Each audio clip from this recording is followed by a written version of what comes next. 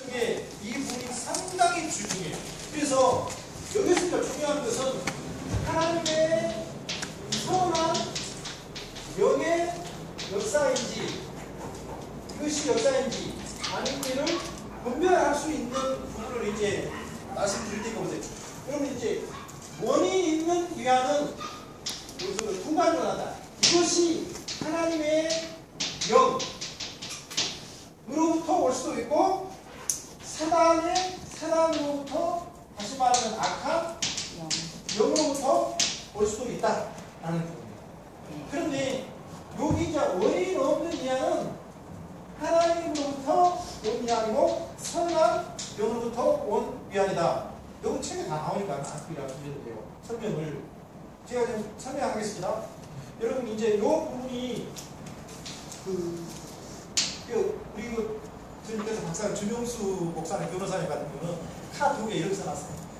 Consolation without cause. 이 말은 엄청나게 중요한 거예요. 우리가 봅시다. 나는 교회 다니는데 남편한테 이걸 바가지로 얻어 평안을 해. 남편이 막 예를 들어서 돈을 안 줘도 때로는 진짜 말할 수 없는 평안이고 이해안이 있어요. 이것은 누구처럼 뭐냐? 선한 하나님 거예요. 환경은 이거 잘 들으셔야 돼요. 환경은 여러분 우리가 봅시다. 인간이 기본적으로 보면 누가 나 욕하면 기분 나쁩니까? 좋습니까? 누가 나를 공격하면 되게 막 짜증나고 막 분노하잖아요. 그래요 안 그래요? 인간이 그거예요. 근데 그런 상황에서 정말로 환경에서는 내가 평안할 수가 없어요. 내가 내 정서적 이해안이 있을 수밖에 없어요. 그런데도 놀라운 나의 이해안과 기쁨이 있다. 그래서 하나님께로 조건적이지 않아요. 여기에 상당히 중요한 부분이에요. 그러니까 내가 교회 다닌다고 남편한테 욕을 바가지로 얻어먹는데 내 안에 말할 수 없는 이해안과 기쁨이 있어요. 하나님이 주신 거예요. 나는 그냥 돈이 없어가지고 지금 막 이렇게 하는데 대부분 돈 없어서 막 슬프고 막 이렇게 있잖아요. 막 힘들고 그러잖아요. 당연하죠. 그렇죠? 환경. 그런데 그 환경을 극복해서 그런 상황에서 내 안에 말할 수 없는 위안이 있다. 컨솔레이션이 있다라는 것은 선한 영, 하나님 나에게 부어주신 것이다. 이것은 다 동의하는 거예요. 조건이 없는 양. 하나님이 주시는 것은 조건이 없어요. 조건이.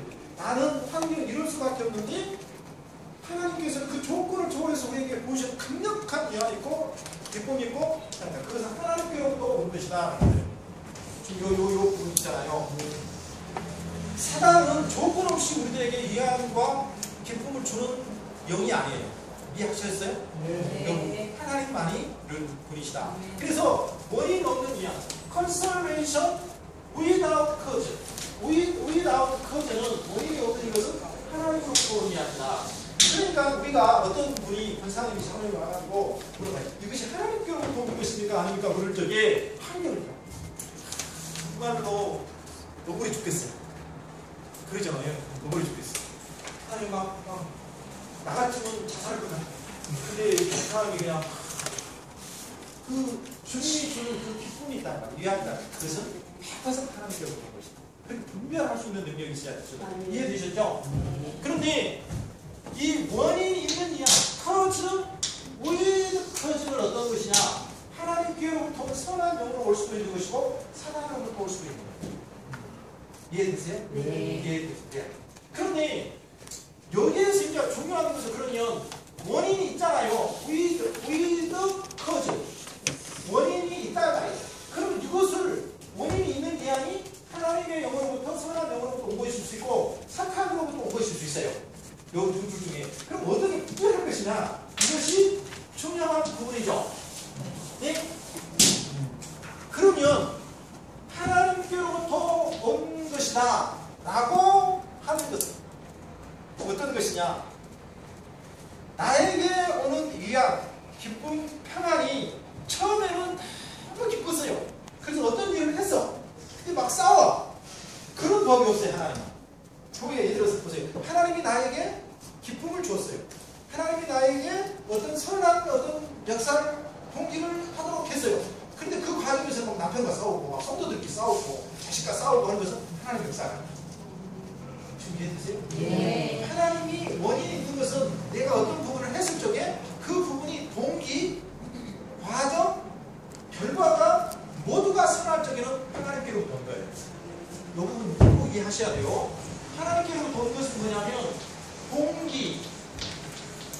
과정, 결과 이 모두가 선하다. 선하다. 지금 이해되셨어요? 하나님의 역사. 그런데 사단으로부터 온 위안은 처음에는 광명의 천사처럼 나서 성경이 나와요. 광명의 천사처럼 나와서 너무 막 기뻐. 그런데 하다 보니까 막 싸워. 그것은 사단이 우리를 유혹할 수 있어요. 하나님은 그런 영이 아니세요. 하나님은 그런 영이 아니세요. 동기와 가정과 결과가 선해요. 이거 하나님의 영이에요. 그런데 사단이 온 것은 처음에는 광명의 천사처럼 나왔대서 우리에게 기쁨을 주고 이해하는 거 무엇 때문에? 달콤함. 쉽게 말하면 이런 거잖아요. 내가 쉽게 말합시다. 다음을 했어. 그럼 처음에는 기쁘죠? 근데 중간과 결과는 성공한 사람이 어디 있어요? 절대로 하나님을 보고. 내가 좀 극단적인 예를 들었는데 내가 쉽게 설명하기 위해서 오해하지 마세요. 그러니까 어째요? 이것은 내가 처음에는 달콤하잖아요. 사탄이 끌고 가는 거예요. 그 목적은 뭐예요? 나를 파괴하고 내 가정을 파괴하고 나를 죽이려고 이렇게 하려고. 그렇기 때문에 처음에 달콤해. 근데 광명의 천사가 나타나서 샥 너를 쏙 밀어가지고 나를 죽어라 이렇게 하는 거죠. 그렇기 때문에 사탄은 처음에 광명의 천사가 나타나서 동기는 좋을 수 있어요. 선하고처럼 보여요. 이한처럼 보여요. 그런데 그 과정이 파괴되고 결과는 반드시 파괴돼요. 사단이 주는 것은 결과가 반드시 악하다. 열매가 파괴. 그러니까 여기에서 보면 이렇게 볼 수 있어요. 사단은 동기는 부실 수 있어요. 복은. 그 다음에 과정은 파괴되고 결과도 파괴되고. 그 다음 이럴 수도 있어. 동기가 달콤해. 과정도 달콤할 수 있어. 근데 결과는 어때요? 반드시 파괴되고. 이것은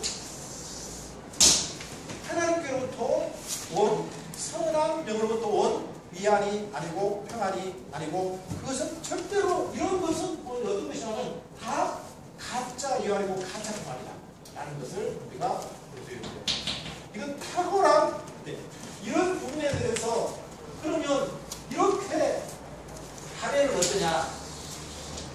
하나님이 주는 사람은 어떠냐? 영적 힘량을 경험한다. 영적 황무지 같은 그런 황량을 경험한다. 그 부분을 이제 여기에서 이제 쭉 써놨어요. 이 부분 엄청나게 중요합니다. 하나님으로 보는 평안은 어디요? 조건들이 아니에요. 조건들이다. 내가 잘했기 때문에 전적으로 하나님 때문에 내가 잘했기 때문에 평안이 온 것이 아니라 내가 어떤 환경이나 내 조건이나 내 환경이나 내 상황은 정말로 내가 평안을 맛볼 수 없는 상황인데 온 것이다. 그건 전적으로 하나님을 보는 것이다. 사단은 절대로 우리에게 평안을 주기 위한 영이 아니고 사단은 우리를 파괴하고 짓밟고 거짓말하고 이렇게 하기 위해서 망하게 하는 영이기 때문에 절대로 사단은 그렇게 하는 것이 아니다. 이 부분 꼭 시험 이 내용 중심으로 써야 돼요. 그러면 사단이 우리에게 이렇게 주면 이런 과정이 처음에는 광명의 천사가 이런데 영적 풍량을 경험할 때에 이런 때에 어떻게 해야 할 것인가 부분이 책에 써 있어요. 이제 책으로 가봅시다. 그 내용이 어디에 나와 있느냐면 364층까지 그 부분 이렇게 쭉 보시고 363페이지부터 제가 그 부분을 여기 쭉 써놨어요. 그 다음에 이제 어디로 가시냐면 시간이 저기요 이 책을 중심으로 꼭 읽어보셔야 돼요. 이 부분도 꼭 읽어보시고 이제 한 10분밖에 안 남았으니까 끝까지 이렇게 하고 보내면 또 되잖아요. 다음에 수업을 하면 제가 한 5분만 하고 좀 안 배우고 그랬는데 그래서 꼭 이 부분은 제가 우리 목사님께 말씀드리고 싶어서 꼭 기억하시기 바라고 한 학기 동안 수고하셨고요. 그 다음에 하나만 이렇게 좀 더 해야 되겠다. 어디로 가시냐면 마지막에 인사를 하고 헤어져야지 그냥 강의만 하고 연락하면 그러잖아요. 어디로 가시냐면 368페이지 그 부분도 보셔야 돼요. 368페이지 368페이지 보면 하나님의 음성에 대한 부분이 이것이 하나님의 음성인지 아닌지 그 부분을 어떻게 우리가 분별할 수 있는가 하는 것들 그 부분에 대해서 우리가 이제 이렇게 369페이지부터 쭉 나오는데 어디를 보시냐면 300 다른 데 좀 보시고요. 369페이지 각주 10번 다음부터 거기 꼭 보시길 바랍니다. 거기 다나스 윌라드는 하나님의 음성을 분별할 때 고려할 수 있는 세 가지 기준점 또는 세 개의 기준점 또는 세 개의 빛으로 환경, 성경의 감화, 성경의 말씀을 유기적으로 고려해야 한다고 제안하였다. 이 세 가지가 동일한 방향으로 향해서 가고 있다면 하나님의 원하시는 방향이라고 믿어도 된다고 보았어요. 쉽게 말하면 이런 보세요. 이런 부분, 이런 보세요. 내가 지금 신학을 하려고 그래요. 어떤 남자가 신학을 하려고 그래요. 내가 지금 35세예요. 신학을 하려고 그래요. 그러면 아내가 당신 신학하는 걸 반대한다. 그러면 기도를 해봐야 돼요. 그것이 하나님의 쉽게 말하면 역사인지 하나님의 인도하심인지 내 생각일 수도 있고 하나님의 인도하심일 수도 있어요. 그런데 하나님의 영의 역사는 보편적 원리로 특수한 원리도 있어요. 쉽게 말하면 내가 나는 신학을 했다. 이거 하나님의 뜻이다. 라고 그렇게 하고 주장을 했어. 그 스페셜하게 아내가 반대하는데 하나님의 뜻일 수 있어요. 아내가 무지해서 그럴 수 있어요. 스페셜한 경우에 지금 이해되세요? 내가 하나님의 어떤 말씀과 지혜와 성령의 영역에 따라서 나는 신학을 가겠다. 이것이 하나님의 뜻이다. 라고 하는데 아내가 반대할 적에 하나님의 뜻일 수 있어요. 스페셜한 상황에서. 스페셜한 상황이요. 스페셜한. 근데 제너럴하게 성경에서 하는 일반적으로 제너럴하게 용인되는 하나님의 음성은 내가 신학을 하고자 하면 내 마음에 확신도 오고 어째요? 아내도 오케이. 지금 가서 세요. 이렇게 하고 성경의 어떤 그런 어떤 그 정신에도 배치가 안 돼야 돼. 내가 신학을 하고자 하는 목적이 성경의 중심과 배치되냐. 지금 이해되세요? 네. 지금 요 세 개가 있을 적에는 하나님의 음성이라고 하나님의 인도하심이라고 하나님의 뜻으로 보아도 무난하다 이 말이에요. 그건 제너럴한 법칙이에요. 제너럴한 법칙. 근데 스페셜한 법칙에서는 나는 하나님의 뜻이라고 확신하고 기도했는데 아내는 반대할 수 있을 적에도 스페셜한 경우는 있을 수 있어요. 그러나 제너럴한 법칙에서는 일반적으로는 세 가지. 환경은 뭐예요? 내가 신학을 안 해. 경제적인 거. 나의 마음의 확신. 그 다음에 그것이 성경적인 가르침과 정신과 일치된다. 이것은 하나님의 음성으로 봐도 된다. 이것이 달라스 윌라드의 원리다. 그래서 성도들이 목사님 내가 이렇게 하나님의 음성을 들었는데 이걸 하나님의 음성이라 확신해야 됩니까? 아닙니까? 분별해 주세요. 라고 하면 이 원리를 가지고 말하면 무난해요. 그런데 보세요.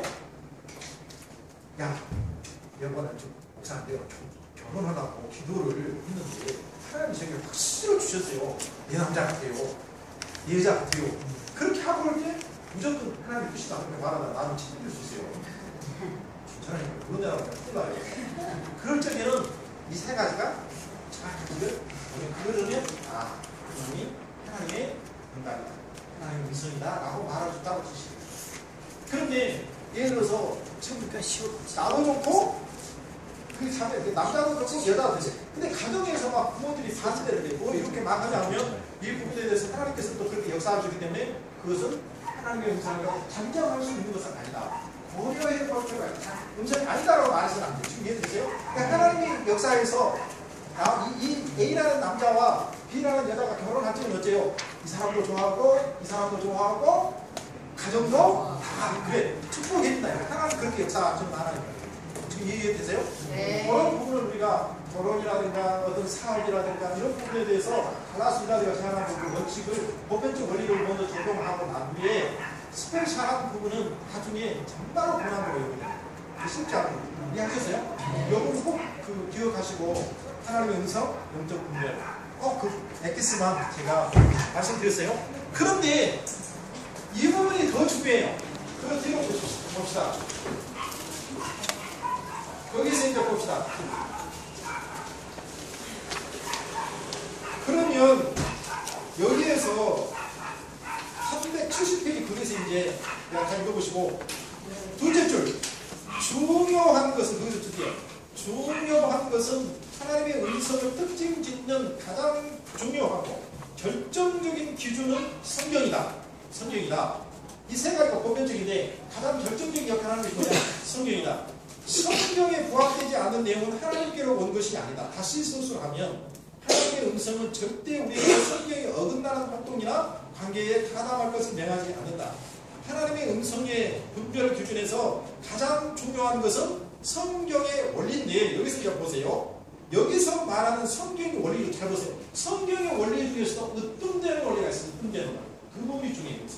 으뜸되는 원리다. 지역적인 사건이 아니라 으뜸되는 원리. 성경의 원리에서 으뜸되는 원리다. 거기다 줄 세 번 쳐놔야 돼요. 으뜸되는 원리. 성경의 가장 으뜸되는 원리는 예수님의 말씀에서 발견된다. 예수께서 대답하시되 첫째는 이것이니 이스라엘아 들으라 주 곧 우리 하나님은 유일한 주시라. 내 마음을 다하고 목숨을 다하고 뜻을 다하고 힘을 다하여 주 너의 하나님을 사랑을 하신 것이요. 둘째는 이것이니 내 이웃을 내 자신과 같이 사랑을 하시는 것이다. 이보다 더 큰 계획은 없느니라. 하나님으로부터 온 모든 구체적인 말씀이나 음성은 절대적으로 이 규명과 모순될 수 없다라는 거예요. 그렇기 때문에 그 하나님의 음성을 판별하는 결정적인 경우 이것이 하나님의 사랑과 이웃의 사랑으로 나타나지 않는 것은 그러니까 예를 들어서 이 성경의 원리도 여러 가지 이제 가장 으뜸되는 원리가 있고 여러 원리들이 있다는 것이 있어요. 그런데 이 가장 으뜸되는 원리에 배치되면 하나님의 음성이 아니다. 쉽게 말하면 내가 이런 부분 때문에 타격하고 있는데 하나님의 영광을 가지고 우리가 이웃을 사랑하는 싸우는 것을 하면 절대로 하나님 그렇게 역사하지 않는다. 이해하셨어요? 이 부분을 그렇게 하시고, 그래서 하나님의 음성을 분별하기 위한 성경적 원리를 구체적으로 기술하면 세 가지로 정리할 수 있다. 첫째, 하나님을 사랑하고자 하는 마음이 일어나는가. 둘째, 개인과 공동체를 유익하게 하는가. 셋째, 사랑으로 결말되어 가고 있는가. 물론 하나님은 범죄한 사람의 힘을 촉구하는 경우가 있고 다른 경우가 있다. 이 부분이 이제 보시고요. 그 다음에 이 부분 제가 에피스만 말씀드렸어요. 하나 말씀드리고 싶은 것은 저는 다음 학기에 그 박사과정에서 목회 상담과 영성 지도를 가르치고 실천신학대학원에서는 그 리더십 개발 강의를 하는데 제가 지금 계속 그쪽에 강의 준비하고 책을 읽고 있는데 어제는 교회에서 우리 이제 목사님들 미션이라는 영화를 봤어요. 미션. 제가 대학교 다닐 적에 그러니까 80년대 초반 정도 될 때 그때 제가 미션을 봤는데요. 그 이후로 제가 한 미션이라는 영화를 한 4번 정도 봤는데 어제 다시 제가 그 미션이라는 영화를 보면서 참 마음으로 많이 울고 가슴에 깊이 와닿는 것이 어떤 것이냐면 그 미션에서 그 주인공으로 나오는 사람 그 선교사 그분의 그 이야기를 들으면서 내가 참 내가 어떤 목회자로서 이제 나이가 어느 정도 들어서 어떤 리더적으로 내가 실질적으로 역할을 해보고 리더로서 실패도 해보고 리더로서 경험도 해보고 여러 가지 보면서 그 영화를 보면서 제가 느낀 바가 많아요. 거기에서 이제 어떤 현상이 벌어지냐면 거기가 이제 포르투갈하고 스페인 뭡니까 저쪽 남미 그쪽에 이제 그 식민지잖아요 옛날에. 그래서 남아메리카는 거의 다 요즘 이제 스페인어를 쓰잖아요. 그런데 이제 거기에 이제 선교사가 가서 그 포르투갈 식민지 어떤 이렇게 그 영역에 들어가서 원주민들이 사는 거기에 들어가서 이제 사람들을 변화시키고 뭡니까 그 문명화시키고 이런 부분을 이제 하잖아요. 개발을 시키는데 그러니까 이제 포르투갈 정부나 이런 어떤 부분에서 저희가 그 땅을 차지하고 원주민을 쫓아내려고 그랬잖아요. 그럴 적에 원주민들을 너희는 여기 우리 영토니까 우리 포르투갈 영토니까 우리 나라로 가라. 그렇기 때문에 원주민들은 우리 못 나가겠다. 근데 그 원주민들 편에 선교사님이 이제 분명히 계속 이제 어쩌니까 있죠. 근데 한 사람은 어떤 사람이냐면 거기에서 한 사람은 선교사는 하나님 앞에 서약을 하고 냄새를 이제 하고 같이 서약을 하고 그 선교지로 들어가죠. 근데 한 사람은 어떤 사람이냐면 그 노예들을 짐승처럼 잡아다가 팔아서 먹고 사는 사람이에요. 근데 그 사람이 이 선교사의 어떤 도움을 받아서 자기가 회심을 해서 그것을 포기하고 자기가 그 원주민들을 잡아다가 파는 그 노예 업을 포기하고 자기도 이제 그 이렇게 선지자가 되잖아요. 그래서 둘이 이제 그 원주민 편에서 사회가잖아. 그런데 이제 이렇게 이제 엄청난 성공적인 어떤 이렇게 하는데 거기서 이제 포르투갈과 스페인 노족이 이제 정치 지도자들과 종교인들이 해서 그 원주민들을 이렇게 나가라 이렇게 하고 이제 협상을 벌였잖아. 선교사들이 통역을 하고 노족이 이제 정부를 대표하는 선직자들이 이제 소위 말해서 군인 선직자들이 이제 만나서 이제 하는데 너희들 나가라. 그러니까 못 나가겠다. 그럼 우리 총으로 너희들 이렇게 해서 전쟁을 해서 하겠다. 그럼 이렇게 이제 전쟁이 벌어지잖아요. 그런데 이제 그 노예 상의를 하다가 이렇게 선직자 한 사람은 어쩌니까 그것을 못 이겨서 어쩌니까 이제 모르게 이제 원주민들하고 그냥 저쪽 포르투갈 정부나 이렇게 총을 훔쳐가지고 같이 총으로 이제 같이 싸우잖아요. 그들이 총으로 우리를 쏘아 죽이라면 우리도 총으로 맞서겠다. 이렇게 하면서 자기를 회심시켰던 그 원래 그 선교사람에 가서 저에게 축복을 해 주십시오.